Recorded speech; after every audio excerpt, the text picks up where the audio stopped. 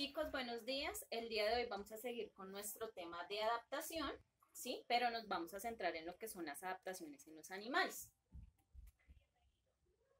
Me parece muy interesante que podamos leer esta frase y poder de pronto relacionar un poquito lo que pasa en la naturaleza y la importancia de este tema que son las adaptaciones. Entonces, es fácil pensar que en el mundo animal siempre triunfan los más rápidos, los más fuertes, los más ágiles, pero en la despiadada competencia por sobrevivir, el disimulo, la picardía y el engaño son armas muy frecuentes para escapar o atacar.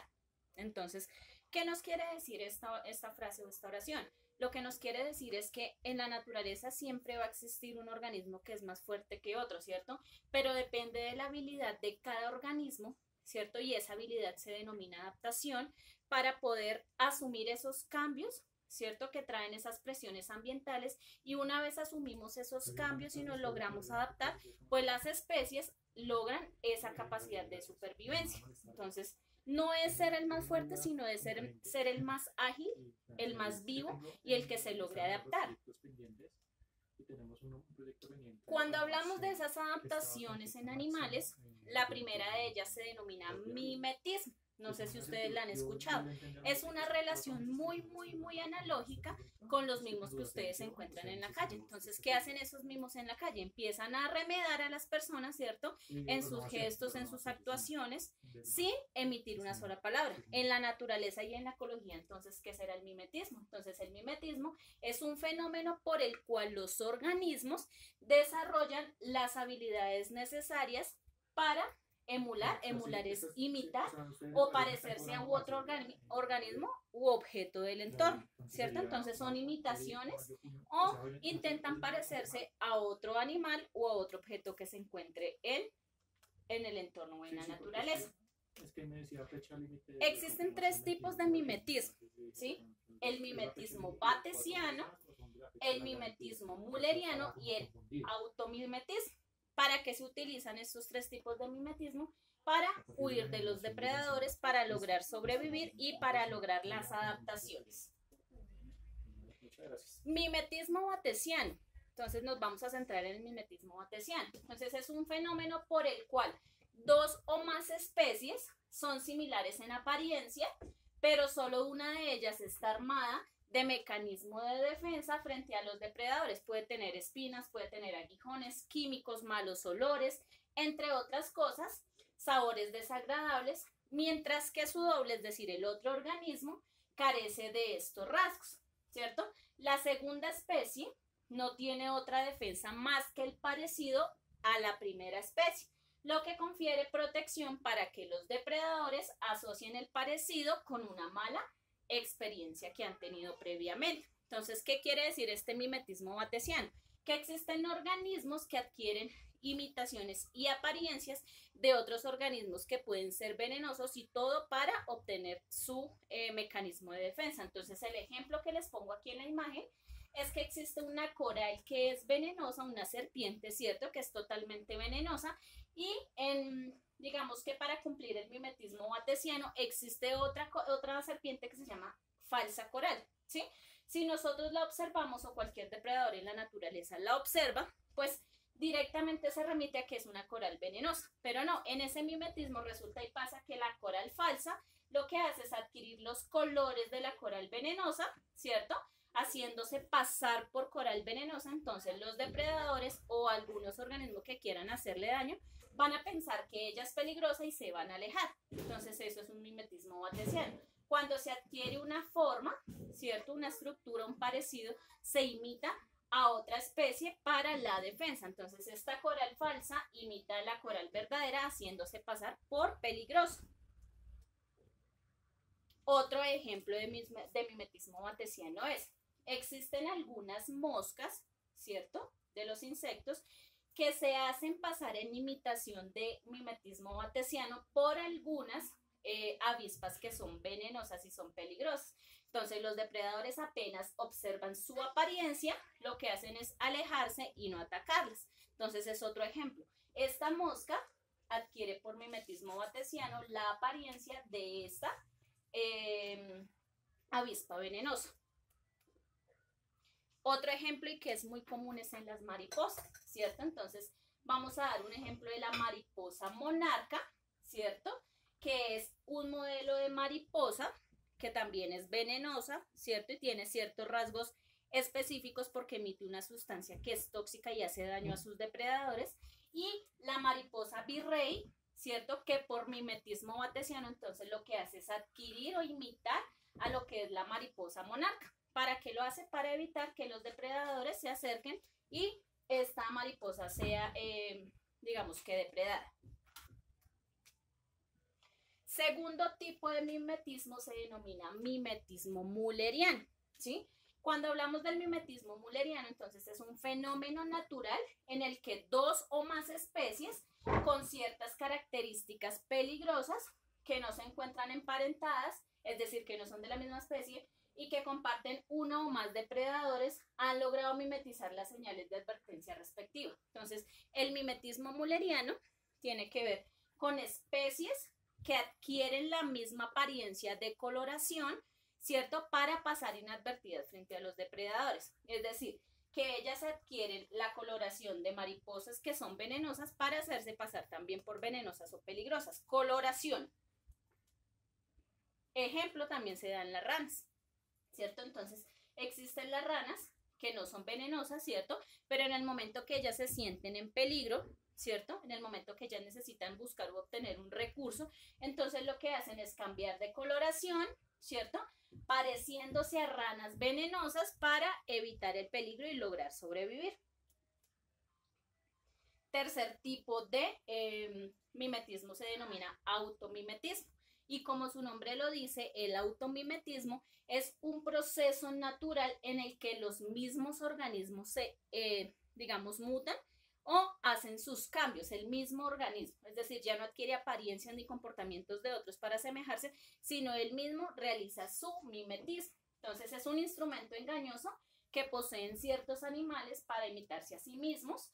Así, una parte del cuerpo se mimetiza con otra para incrementar la supervivencia durante un ataque o da al depredador una apariencia inofensiva, ¿sí? Entonces existen dos opciones.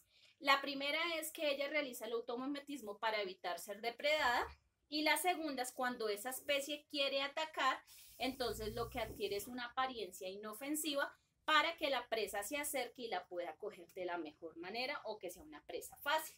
Entonces, un automimetismo es cuando las especies hacen cambios morfológicos en ellas mismas, ¿cierto? Entonces, vamos a dar ejemplos. Entonces, si ustedes están viendo este búho, ¿cierto? Entonces, aquí tiene su parte frontal, pero resulta y pasa que él por automimetismo, cuando se da la espalda, tiene la capacidad de parecer que estuviese de frente también. Si observan aquí estas dos formas, ¿cierto? Entonces ustedes dan la apariencia de que el búho estuviese de frente, pero no, ahí el búho está de espaldas, entonces es un automimetismo de morfología, hace parecer que estuviese de frente, cambia su forma.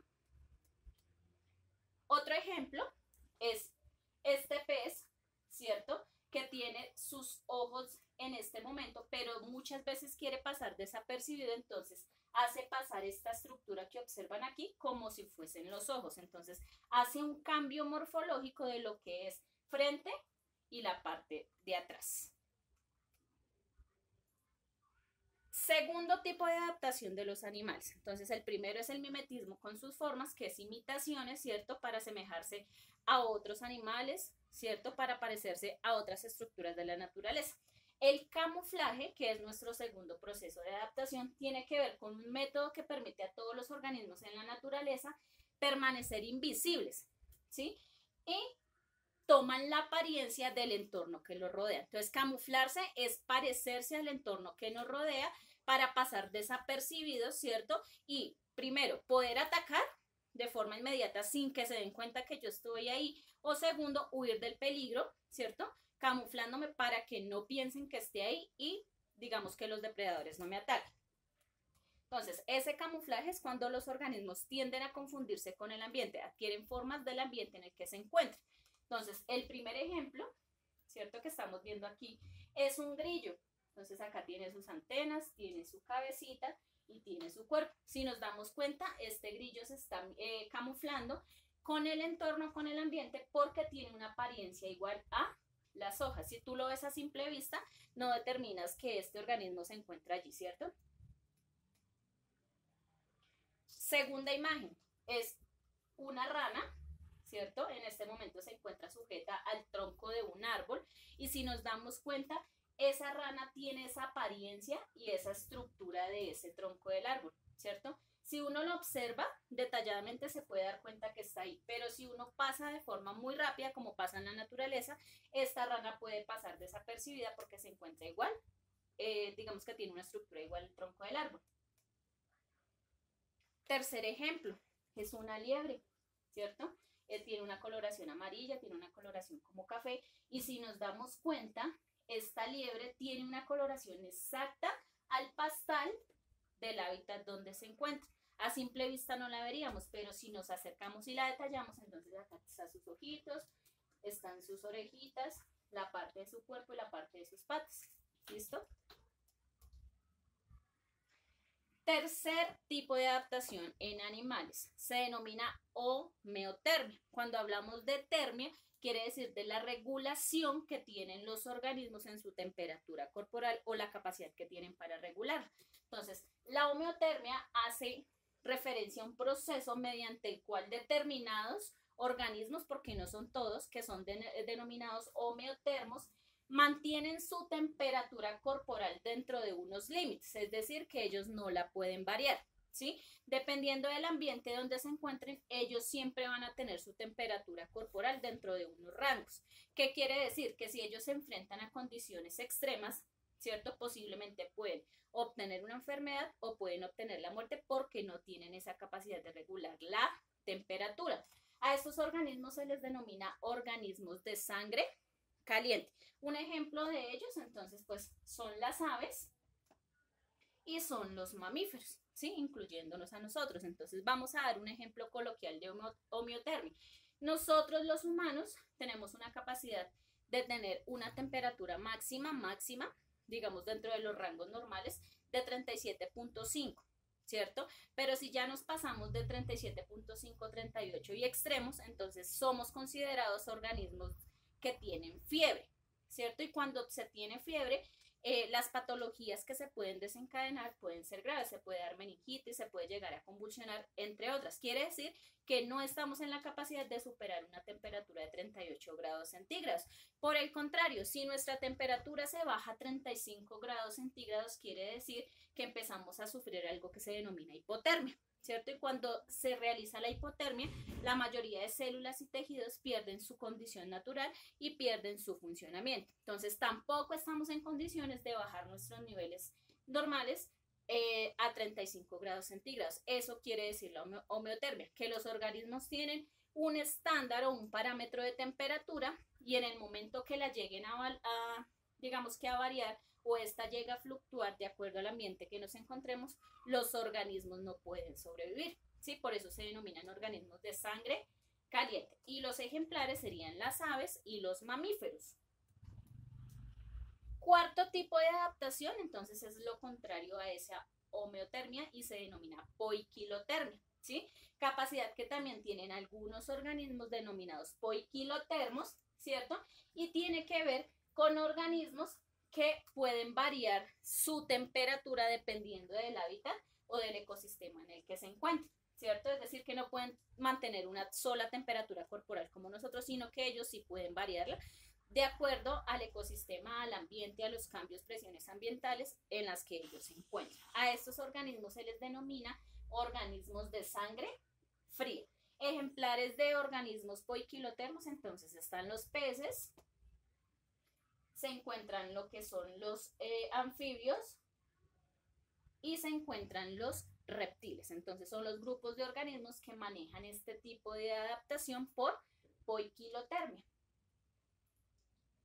Entonces, chicos, el día de hoy, digamos que la intención era explicar esas adaptaciones en los animales, que son adaptaciones por mimetismo, ¿cierto? Con sus tres tipos de mimetismo batesiano, mimetismo mulleriano y automimetismo, el camuflaje, ¿cierto? La homeotermia y la poiquilotermia. Entonces son los 4 tipos específicos de adaptaciones que presentan los animales para lograr sobrevivir, ¿cierto? Independientemente de que sean los más fuertes. Recuerden que el más fuerte no es el más grande y el que tenga más fuerza, sino el que tenga la mejor capacidad de adaptarse para lograr el estado de supervivencia. Entonces, chicos, espero haya sido, digamos que de su agrado la clase y haya quedado claro el tema. Nos vemos entonces en nuestras asesorías. Muchísimas gracias.